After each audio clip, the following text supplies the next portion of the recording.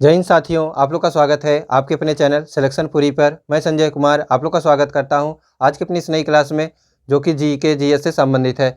यदि आप कोई भी वनडे एग्जाम की तैयारी कर रहे हैं और उसमें सामान्य अध्ययन से अर्थात जीके जीएस से प्रश्न पूछता है, तो ये जो है टॉपिक आपके लिए अति महत्वपूर्ण है। हमने ऐसे प्रश्नों को लिया है जो कि एग्जाम में आए हुए हैं या आने की प्रबल संभावना है। तो आइए एक एक करके प्रश्नों को देखते हैं। पहला क्वेश्चन है कि भारतीय संविधान के किस अनुच्छेद के तहत राष्ट्रपति उच्चतम न्यायालय से परामर्श ले सकता है। तो क्वेश्चन क्या दिया गया है कि भारतीय संविधान के किस आर्टिकल के तहत जो है राष्ट्रपति उच्चतम न्यायालय से परामर्श ले सकता है। विकल्प क्या क्या दिया है। विकल्प ए है अनुच्छेद 123, विकल्प बी है अनुच्छेद 124, विकल्प सी है अनुच्छेद 129 और विकल्प डी है अनुच्छेद 143। तो आप लोग बताइए कौन सा सही है। यदि राष्ट्रपति की बात की जाए तो भारतीय संविधान में अनुच्छेद 52 के तहत जो है भारत का एक राष्ट्रपति होगा दिया गया है। अनुच्छेद 53 में दिया गया है कि संघ की कार्यपालिका शक्ति जो है राष्ट्रपति में निहित होगी।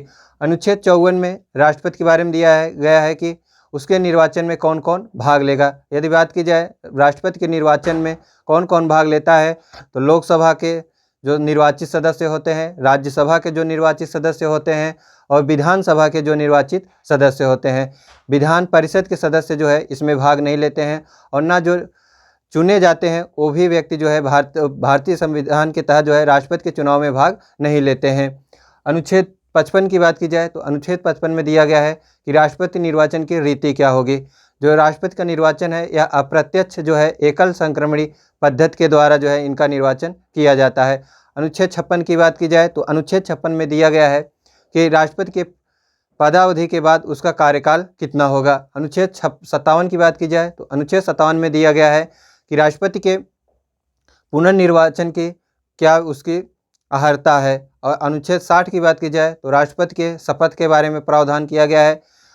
जैसा कि आप लोग को पता होगा कि राष्ट्रपति, उपराष्ट्रपति और राज्यपाल के जो शपथ का प्रावधान है अनुच्छेदों में दिया गया है, और जो प्रमुख पदाधिकारी हैं उनके शपथ का प्रावधान भारतीय संविधान के भाग 3 में किया गया है। यदि बात की जाए और इसके राष्ट्रपति से संबंधित प्रमुख अनुच्छेदों की, तो अनुच्छेद 72 के तहत जो है राष्ट्रपति क्षमादान की शक्ति प्रदान की गई है। अनुच्छेद 74 के तहत जो है मंत्रिपरिषद के जो सदस्य होते हैं उनके शपथ के बारे में दिया गया है। अनुच्छेद 108 के तहत जो है राष्ट्रपति जो है लोकसभा और राज्यसभा की संयुक्त बैठक बुला सकता है यदि कोई बात के लेके जो है सामान्य बात को लेकर विवाद है।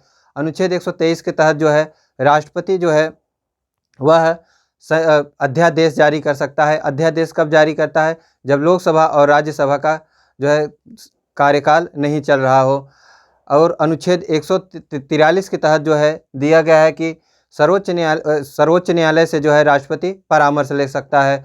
अनुच्छेद और प्रमुख बात कीजिए कौन कौन से प्रमुख अनुच्छेद हैं, तो 352 के तहत जो है राष्ट्रपति जो है आपातकाल की घोषणा कर सकता है।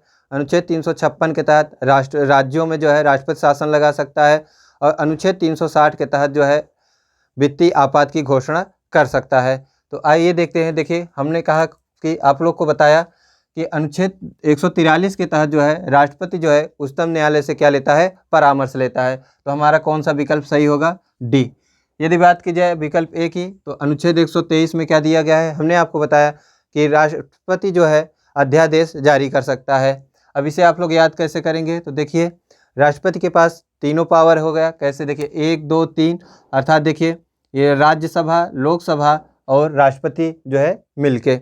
अगला देखिए अनुच्छेद 124 में क्या दिया गया है। अनुच्छेद 124 में दिया गया है कि भारत के संविधान में कि भारत का एक सर्वोच्च न्यायालय होगा। तो सर्वोच्च न्यायालय की स्थापना की बात किसमें कहा गया है, अनुच्छेद 124 में की गई है। अनुच्छेद 129 में क्या दिया गया है कि सर्वोच्च न्यायालय का एक अभिलेख न्यायालय होगा। तो हमारा जो सही आंसर है वह कौन सा है, डी। अगला क्वेश्चन है क्वेश्चन नंबर 2, किस संविधान संशोधन द्वारा जीएसटी को शामिल किया गया। तो आप लोग बताइए किस संविधान संशोधन द्वारा जो है जीएसटी को शामिल किया गया। विकल्प ए है 100वां संविधान संशोधन, विकल्प बी है 101वां संविधान संशोधन, विकल्प सी है 102वां संविधान संशोधन और विकल्प डी जो है वह है 103वां संविधान संशोधन। यदि बात की जाए जीएसटी की, तो GST goods and service tax के नाम से जाना जाता है। तो आप लोग बताइए इनमें कौन सा सही है। तो देखिए, यदि बात की जाए जीएसटी कब लागू हुआ, जीएसटी जो है भारत में जो है 1 अगस्त 2017 को लागू हुआ।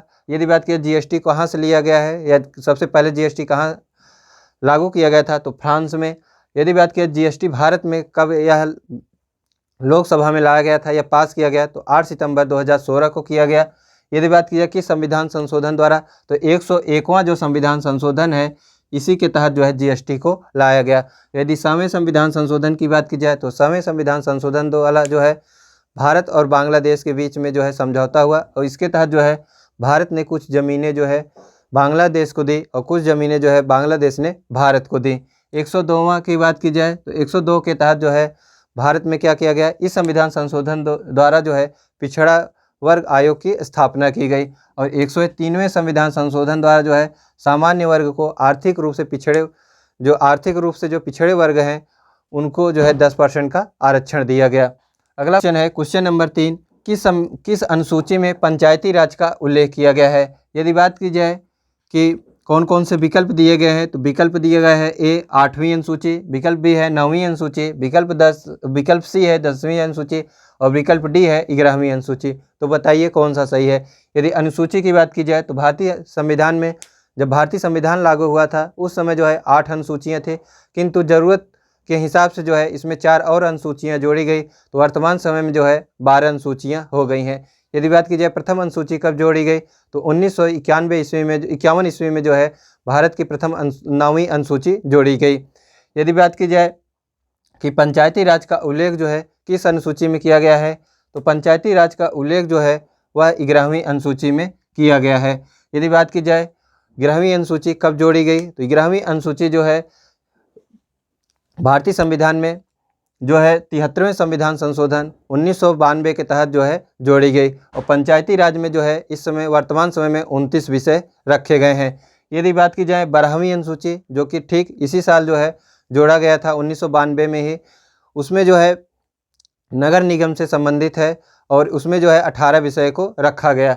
यदि बात की जाए 8वीं अनुसूची की, तो 8वीं अनुसूची जो है भाषा से संबंधित है। यदि बात की जाए भारतीय संविधान में जब भारत की संविधान लागू हुआ था उस समय कितने भाषाएं थे, तो उस समय जो है 14 भाषाओं को लागू किया गया था या मान्यता दी गई थी, किंतु वर्तमान समय में जो है 22 भाषाओं का उल्लेख है। यदि बात की जाए और कब कब जोड़े गए, तो 15वीं भाषा जो है सिंधी के रूप में 21वें संविधान संशोधन द्वारा जोड़ा गया 1967 के द्वारा। उसके पश्चात जो है 71वें संविधान संशोधन द्वारा जोड़ा गया 1992 में। उसके बाद जिसमें 3 भाषाओं को जोड़ा गया, नेपाली, मणिपुरी और कोंकणी। उसके बाद जो है 92वां जो है संविधान संशोधन के द्वारा 2003 में जो है 4 भाषाओं को जोड़ा गया, बोडो, डोगरी, मैथिली और संथाली। तो हमारा कौन सा सही है, विकल्प डी। यदि 9वीं अनुसूची की बात की जाए, तो 9वीं अनुसूची जो है यह 1951 ईस्वी में जोड़ा गया। जब भारत का संविधान लागू हुआ ठीक उसी वर्ष जो है 9वीं अनुसूची जोड़ी गई। इसमें जो है कुछ ऐसे अधिनियम बनाए गए हैं कि इस अधिनियम के तहत जो है जो सर्वोच्च न्यायालय है इसमें हस्तक्षेप नहीं कर सकता है। अगली विकल्प की बात की जाए सी की, तो जिसमें दिया गया है 10वीं अनुसूची। तो 10वीं अनुसूची जो है यह 92वें संविधान संशोधन द्वारा 1985 में जोड़ा गया और इसमें दल बदल के बारे में दिया गया है। अगला क्वेश्चन है क्वेश्चन नंबर 4, भारतीय संविधान के किस भाग में संविधान संशोधन का उल्लेख किया गया है।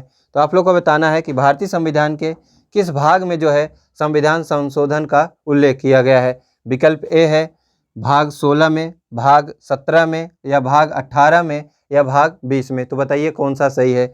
यदि भारतीय संविधान के भाग की बात की जाए, तो जब संविधान लागू हुआ था उस समय जो है भारतीय संविधान में 22 भाग थे। वर्तमान समय में यदि बात की जाए गणना की दृष्टि से जो है 25 भाग हैं, किंतु वास्तविक जो है वह 22 ही भाग हैं। यदि बात की जाए 16वें भाग की, तो 16वें भाग जो है किससे संबंधित है, तो यह जो है कुछ वर्गों को जो है आरक्षण प्रदान करता है और यह किस अनुच्छेद तक है, तो यह 330 से लेकर 342 तक जो है दिया गया है। अनुच्छेद 17 की बात की जाए, तो अनुच्छेद 17 जो है भाषा से संबंधित है और यह किस अनुच्छेद से लेकर किस अनुच्छेद तक है, तो यह अनुच्छेद जो है 343 से लेकर 351 तक है। अगला भाग जो है 18, तो भाग 18 किससे संबंधित है? आपातकाल से संबंधित है। और यह किस अनुच्छेद से किस अनुच्छेद तक है? तो अनुच्छेद 352 से लेकर 360 तक है। तो आपात का उपबंध किस भाग में दिया गया है? भाग 18 में दिया गया है। भाषा का उल्लेख किस भाग में दिया गया है? तो 17 में। और कुछ वर्गों को जो विशेष उपबंध दिया गया है या जो विशेष उपबंध और अधिकार दिया गया है वह किस भाग में दिया गया है? तो भाग 16 में दिया गया है। यदि बात की जाए भाग 20 की, तो भाग 20 में जो है भारतीय संविधान में संविधान संशोधन के बारे में दिया गया है। और अनुच्छेद की बात की जाए तो अनुच्छेद 368 से संबंधित है। उसके एक पहले भाग है भाग 19, तो वह प्रकीर्णन से संबंधित है जो 361 से लेकर 367 तक है। अगला क्वेश्चन है, तो हमारा ये कौन सही है? भाग 20 अर्थात डी सही है। अगला क्वेश्चन है क्वेश्चन नंबर 5 कि राज्य के मुख्यमंत्री को शपथ कौन दिलाता है? तो आप लोग को बताना है कि राज्य के जो मुख्यमंत्री होते हैं उनको शपथ कौन दिलाता है। विकल्प है उच्च न्यायालय के मुख्य न्यायाधीश, राज्यपाल या राष्ट्रपति या राज्य का महाधिवक्ता। तो बताइए कौन सा सही है। यदि राज्य के मुख्यमंत्री की बात की जाए तो इनका उल्लेख जो है आप लोग बताइए किस अनुच्छेद में दिया गया है? तो इनका उल्लेख जो है अनुच्छेद 163 में किया गया है। यदि बात की जाए उच्चतम न्यायालय के न्यायाधीश की, तो इनको जो है अनुच्छेद 214 के तहत जो है दिया गया है कि भारत के राज्यों के लिए एक उच्च न्यायालय की व्यवस्था की जाएगी, किंतु 2 राज्यों के लिए भी एक उच्च न्यायालय हो सकता है। अनुच्छेद जो है अगला है 153 के तहत दिया गया है कि राज्यों के लिए एक राज्यपाल होगा। और राज्यों के लिए जो राज्यपाल है इसको जो है क्षमादान की भी शक्ति प्रदान की गई है, किंतु यह मृत्युदंड को जो है क्षमादान नहीं कर सकता है। और यह किस अनुच्छेद के तहत दिया गया है? अनुच्छेद 213 के तहत। अगला अनुच्छेद है राष्ट्रपति। तो हमने राष्ट्रपति के बारे में आपको बताया कि राष्ट्रपति का उल्लेख भारतीय संविधान के अनुच्छेद 52 के तहत किया गया है। अगला है राज्यपाल का महाधिवक्ता। तो आप राज्य का महाधिवक्ता की बात की जाए तो भारतीय संविधान के अनुच्छेद 165 में जो है राज्य के महाधिवक्ता के बारे में बताया गया है। जिस प्रकार से अनुच्छेद 76 में महान्यायवादी के उल्लेख किया गया है, ठीक उसी प्रकार से राज्यों के लिए एक महाधिवक्ता होगा, यह अनुच्छेद 165 में बताया गया है। तो जो हमारा सही है, राज्यों के मुख्यमंत्री को शपथ कौन दिलाता है? तो राज्यों के जो मुख्यमंत्री होते हैं उनको शपथ जो है राज्यपाल दिलाता है। आइए अगला क्वेश्चन देखते हैं। क्वेश्चन नंबर 6 है कि गौतम बुद्ध के मृत्यु पर उन्हें क्या कहा गया? तो आप लोग को बताना है गौतम बुद्ध की मृत्यु पर उन्हें क्या कहा गया। विकल्प है महाभिनिष्क्रमण, विकल्प बी है धर्म चक्र प्रवर्तन, विकल्प सी है महापरिनिर्वाण, विकल्प डी है एशिया का ज्योतिपुंज। तो आप बताइए उन्हें क्या कहा गया। यदि गौतम बुद्ध की बात की जाए तो गौतम बुद्ध का जन्म जो है 563 ईसा पूर्व में हुआ था। इनके पिता का नाम शुद्धोधन था। इनकी माता का नाम बात की जाए तो इनके माता का नाम माया देवी था। यदि बात की जाए इनका जन्म कहाँ हुआ था, तो इनका जन्म जो है इनका जन्म जो है वह कपिलवस्तु के लुम्बिनी में हुआ था। इनकी मृत्यु जो है वह पावापुरी में हुई थी। यदि बात की जाए इन्होंने अपना प्रथम उपदेश कहाँ दिया था, तो इन्होंने अपना प्रथम उपदेश जो है सारनाथ में दिया था। यदि बात की जाए सबसे अधिक उपदेश इन्होंने कहाँ दिया, तो इन्होंने सबसे अधिक जो है उपदेश श्रावस्ती में दिया था। यदि बात की जाए इन्होंने जो ज्ञान की प्राप्ति की थी वह किस नदी के किनारे की थी, तो निरंजना नदी के किनारे की थी। और किस वृक्ष के नीचे इन्होंने ज्ञान की प्राप्ति की थी, तो वह जो था पीपल के वृक्ष के नीचे। यदि बात की जाए इनके मृत्यु के बाद जो है इनको क्या कहा गया, तो इनको जो है महापरिनिर्वाण कहा गया। यदि बात की जाए धर्म चक्र प्रवर्तन की, तो इन्होंने जब अपना प्रथम उपदेश दिया था सारनाथ में, तो उसी समय इनको जो है धर्म चक्र प्रवर्तन पुकारा गया। यदि बात की जाए महाभिनिष्क्रमण की, तो महाभिनिष्क्रमण जो है इन्होंने जो अपना गृह त्यागा, तो इनको जो है महानिष्क्रमण कहा गया। जबकि एशिया के ज्योतिपुंज के नाम से जो है गौतम बुद्ध को जाना जाता है। तो हमारा कौन सा सही है? महापरिनिर्वाण। तो इनकी मृत्यु पर जो है महापरिनिर्वाण कहा गया। अगला क्वेश्चन है क्वेश्चन नंबर 7 कि मुगलों से स्वतंत्र होने वाले राज्यों में अवध का संस्थापक कौन है? तो आप लोग को बताना है कि मुगल से स्वतंत्र होने वाला राज्य जो अवध था उसका संस्थापक कौन था। विकल्प है शहादत खां, विकल्प बी है मुर्शिद कुली खां, विकल्प सी है चूड़ामन एवं बदन सिंह, जबकि विकल्प डी है चिनकिलीच खां। तो बताइए कौन सा सही है? ए सही है, बी सही है, सी सही है या डी सही है? सॉरी, इसका तो जो आंसर है वह है शहादत खां, विकल्प ए सही है। यदि मुर्शीद कुली खां की बात की जाए तो मुर्शीद कुली खां जो है बंगाल का संस्थापक था, जबकि विकल्प सी जो है चूड़ामन एवं बदन सिंह, इन्होंने जो है भरतपुर की स्थापना की थी, जबकि चिनकलीज खां जो है यह हैदराबाद का संस्थापक है। आइए अब हम लोग इसके आगे देखते हैं। अगला क्वेश्चन है क्वेश्चन नंबर 8 कि किसके शासनकाल को स्थापत्य कला का स्वर्ण युग कहा जाता है। विकल्प ए है अकबर, विकल्प बी है जहांगीर, विकल्प सी है गुप्त वंश, विकल्प डी है शाहजहां। तो बताइए कौन सा सही है। ए सही है, बी सही है, या सी सही है, या डी सही है। तो इसका जो सही आंसर है वह है डी, शाहजहां। शाहजहां के शासनकाल को स्थापत्य कला का स्वर्ण युग कहा जाता है। यदि शाहजहां के कार्यकाल की बात की जाए तो 1627 से लेकर 1657 ईस्वी तक शासन किया। इनके द्वारा जो प्रमुख निर्माण है वह है आगरा का ताजमहल और दिल्ली का लाल किला। यदि अकबर की बात की जाए तो अकबर को जो है अकबर के शासनकाल को जो है हिंदी साहित्य का स्वर्ण काल कहा जाता है। और यदि बात की जाए इनके शासनकाल के और प्रमुख वाद्य जो एग्जाम में पूछे जाते हैं तो मनसबदारी जो प्रथा थी इन्होंने ही लागू की थी। यदि जहांगीर की शासनकाल की बात की जाए तो जहांगीर के शासनकाल को जो है किस के नाम से जाना जाता है, तो इनको जो है चित्रकला का स्वर्ण युग के नाम से जाना जाता है।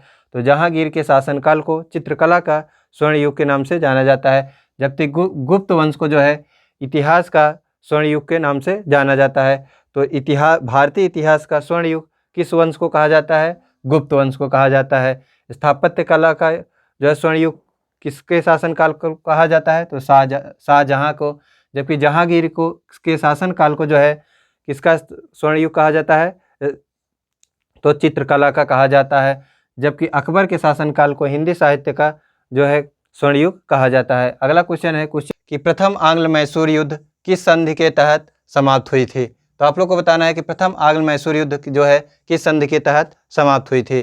प्रथम विकल्प है मद्रास, विकल्प बी है मंगलोर, विकल्प सी है श्रीरंगपट्टनम और विकल्प डी है इनमें से कोई नहीं। तो बताइए कौन सा सही है। यदि आंग्ल मैसूर युद्ध की बात की जाए तो अंग्रेजों और मैसूर के बीच में जो है 4 युद्ध लड़े गए, जिनका नाम प्रथम आंग्ल मैसूर युद्ध, द्वितीय आंग्ल मैसूर युद्ध, तृतीय आंग्ल मैसूर युद्ध और चतुर्थ आंग्ल मैसूर युद्ध के नाम से जाना जाता है। तो प्रथम आंग्ल मैसूर युद्ध की बात की जाए तो 1767 से लेकर 1769, द्वितीय आंग्ल मैसूर युद्ध की बात की जाए तो 1780 से लेकर 1784, तृतीय आंग्ल मैसूर युद्ध की बात की जाए तो 1790 से 1792 के बीच में लड़ा गया, जबकि चतुर्थ आंग्ल मैसूर युद्ध जो है वह 1799 में लड़ा गया। यदि प्रथम आंग्ल मैसूर युद्ध की बात की जाए तो इसकी संधि जो है कब हुई थी? तो 1769 में हुआ था। और यदि बात की जाए किस संधि के तहत यह युद्ध समाप्त हुआ तो मद्रास की संधि। द्वितीय आंग्ल मैसूर युद्ध की बात की जाए तो 1784 से 1780 से लेकर 1784। और यह संधि जो है कब हुई द्वितीय आंग्ल मैसूर युद्ध की? तो यह जो है 1784 में हुई। और यह किस संधि के तहत यह युद्ध समाप्त हुआ? तो मंगलोर की संधि। तृतीय आंग्ल मैसूर युद्ध की बात की जाए तो 1790 से 1792 और यह किस संधि के तहत समाप्त हुई? तो यह जो है श्रीरंगपट्टनम की संधि के तहत समाप्त हुई। और चतुर्थ आंग्ल मैसूर युद्ध जो है यह 1790 ईस्वी में समाप्त हुई थी। यदि बात की जाए प्रथम आंग्ल मैसूर युद्ध के समय मद्रास का शासक कौन था? तो इस समय जो मैसूर का शासक था वह हैदर अली था। जबकि द्वितीय में जो है 1780 से लेकर 1782 तक तो हैदर अली रहता है, किंतु उसके पश्चात जो है 1782 से लेकर 1784 तक जो है द्वितीय जो आंग्ल मैसूर युद्ध चलता है उसमें जो है शासक जो है वह उसका पुत्र टीपू सुल्तान हो जाता है, क्योंकि 1782 ईस्वी में वह मारा जाता है। और तृतीय आंग्ल मैसूर युद्ध के समय भी टीपू सुल्तान रहता है। और 92 में जो है संधि होती है तीसरी आंग्ल मैसूर युद्ध की। उसके पश्चात 63 जब चतुर्थ आंग्ल मैसूर युद्ध होता है तो उसी समय जो है वह मारा जाता है। तो चतुर्थ आंग्ल मैसूर युद्ध 1799 ईस्वी में समाप्त हुआ। क्यों, किस संधि के तहत? तो इसमें कोई संधि नहीं हुई, क्योंकि उस समय जो है टीपू सुल्तान मारा जाता है। नंबर 10 कि स्वामी दयानंद सरस्वती द्वारा दिया गया नारा निम्न में से कौन सा है। तो आप लोग को बताना है कि 4 विकल्पों में कौन सा सही है जो दयानंद सरस्वती द्वारा दिया गया। विकल्प है दिल्ली चलो, विकल्प बी है इनकलाब जिंदाबाद और विकल्प सी है वेदों की ओर लौटो और चौथा है जय जगत। तो बताइए कौन सा सही है, दिल्ली की ओर चलो या इनकलाब जिंदाबाद या वेदों की ओर लौटो या जय जगत। तो इसका जो सही आंसर है वह है वेदों की ओर लौटो। तो दयानंद सरस्वती द्वारा जो है वेदों की ओर लौटो की नारा दिया गया। यदि दयानंद सरस्वती की बात की जाए तो इन्होंने जो है आर्य समाज की स्थापना की थी। यदि दिल्ली चलो के नारा की बात की जाए किसने दिया था, तो दिल्ली चलो नारा जो है यह किसके द्वारा दिया गया था, यह सुभाष चंद्र बोस के द्वारा दिया गया था। इनकलाब जिंदाबाद की बात की जाए तो यह भगत सिंह के द्वारा दिया गया, जबकि जय जगत जो है यह विनोबा भावे के द्वारा दिया गया था। अगला है क्वेश्चन नंबर 11 कि नवाबगंज पश्चिम बिहार कहाँ है। तो आप लोग को बताना है कि नवाबगंज पश्चिम बिहार कहाँ है। विकल्प ए है रायबरेली में, विकल्प बी है उन्नाव में, विकल्प सी है मैनपुरी में, जबकि विकल्प डी है वह है प्रतापगढ़। तो बताइए कौन सा सही है। तो इसका जो सही आंसर है वह है उन्नाव। नवाबगंज पश्चिम बिहार जो है वह उन्नाव में स्थित है। यदि रायबरेली की बात की जाए तो रायबरेली में जो है समस्तपुर पश्चिम बिहार है, जबकि मैनपुरी में जो है वह समान पश्चिम बिहार स्थित है। तो समस्तपुर रायबरेली में, समान पश्चिम बिहार मैनपुरी में, और प्रतापगढ़ में बात की जाए तो डॉक्टर भीमराव अंबेडकर पश्चिम बिहार जो है वह प्रतापगढ़ में स्थित है। तो हमारा कौन सा सही है 11 में का, बी। अगला क्वेश्चन है क्वेश्चन नंबर 12 कि सौर मंडल का सबसे ठंडा ग्रह कौन सा है। तो बताइए कौन सा सही है। विकल्प ए है बृहस्पति, विकल्प बी है शुक्र, विकल्प सी है शनि, विकल्प डी है वरुण। तो बताइए कौन सा सही है। तो सौर मंडल का जो सबसे ठंडा ग्रह है वह कौन सा है, वरुण है। तो हमारा सही आंसर कौन होगा, डी। यदि बात की जाए बृहस्पति की तो सौर मंडल का सबसे बड़ा ग्रह जो है वह कौन सा है, बृहस्पति। यदि शुक्र की बात की जाए तो शुक्र को जो है भोर का तारा और के नाम से भी जाना जाता है, और यह सबसे गर्म ग्रह भी है। यदि शनि की बात की जाए तो शनि के पास जो है वर्तमान समय में सबसे अधिक उपग्रह हैं, और इनकी वलयों की संख्या भी सबसे अधिक है। अगला क्वेश्चन है क्वेश्चन नंबर 13 राज्य बांग्लादेश से सीमा नहीं बनाता है। तो आप लोग को बताना है वह कौन सा राज्य है जो बांग्लादेश से सीमा नहीं बनाता है। विकल्प ए है मेघालय, विकल्प बी है असम, विकल्प सी है सिक्किम, और विकल्प डी है मिजोरम। तो बताइए कौन सा सही है। तो इसका जो सही आंसर है वह है सी, सिक्किम। यदि बात की जाए बांग्लादेश से कितने राज्य जो है भारत की सीमा बनाते हैं, तो 5 राज्य हैं। कौन कौन से हैं, मेघालय है, मिजोरम है, असम है, त्रिपुरा है और पश्चिम बंगाल। तो कौन कौन से राज्य जो है बांग्लादेश से सीमा बनाते हैं, मेघालय, असम, त्रिपुरा, मिजोरम और पश्चिम बंगाल। अगला क्वेश्चन है क्वेश्चन नंबर 14 किस गर्त की गहराई सर्वाधिक है। तो आप लोग को बताना है कि किस गर्त की गहराई जो है वह सर्वाधिक है, टोंगा की या मरियाना की।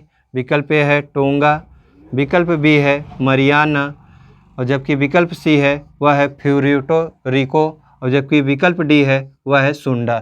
तो इसका जो सही आंसर है वह है मेरियाना। तो मेरियाना गर्त जो है इसकी यदि गहराई की बात की जाए कितना है, तो 11,022 किलोमीटर जो है इसकी गहराई है। यदि बात की जाए यह किस महासागर में है, तो यह प्रशांत महासागर में स्थित है। यदि टोंगा की बात की जाए यह किस महासागर में है, तो यह भी जो है प्रशांत महासागर में है।